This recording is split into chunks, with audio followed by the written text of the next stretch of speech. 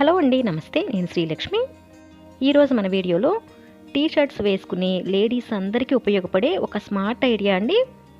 అదేంటంటే, మనం T shirts కొనుక్కునేటప్పుడు ఒక్కొక్కసారి సైజ్ సరిపోయినా సరే నెక్ అది లూజ్గా ఉంటుందండి. అంటే ఒక్కొక్కసారి నెక్ అనేది బ్రాడ్గా వచ్చేసి షోల్డర్స్ జారిపోవడం అది ఉంటుంది కదా.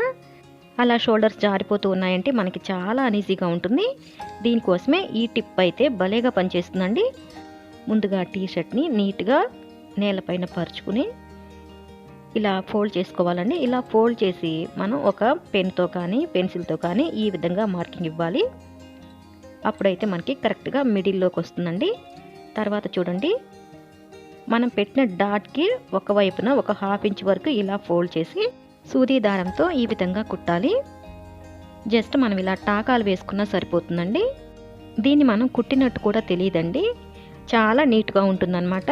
ఇలా ఒకవైపు కుట్టిన తర్వాత రెండో వైపు కూడా చూడండి, అదే విధంగా ఒక 1/2 ఇంచ్ వరకు ఫోల్డ్ చేసి నేను మళ్ళీ టాకాలు వేసేసాను. అనుకోకుండా ఎప్పుడైనా సరే ఇలాంటి టీ షర్ట్స్ మీ దగ్గర ఉన్నట్లయితే చక్కగా ఈ విధంగా సైజ్ అయితే తగ్గించవచ్చండి. వీడియోని చివరి వరకు చూడండి. నేను ఇది ఇంకా కొంచెం నీట్గా చాలా అందంగా కనిపించేలాగా చేశాను. చూసారంటే కనుక మీకు కూడా చాలా చాలా నచ్చుతుందండి. ఇలా కూడా చేయొచ్చా అనిపిస్తుంది.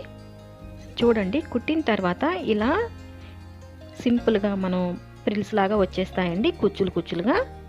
ముందు వైపు చక్కగా ఉంటుంది. అలాగే ఇలా చేతులు కూడా మనకి ఒక్కొక్కసారి లూజ్ అయిపోయి ఇలా అరచేతిలోకి వచ్చేస్తూ ఉంటాయి కదా. దానికి కూడా మనం ఇదే టిప్ని ఫాలో అవ్వచ్చు. ఇది ఒక డిజైన్ లాగే ఉంటుందండి. టీ షర్ట్స్ అంటే రకరకాల మోడల్స్లో వస్తూ ఉంటాయి కదా, ఇది కూడా అలాగే ఒక డిజైన్ లాగా ఉంటుంది. దీన్ని ఇలాగే వదిలేయచ్చండి.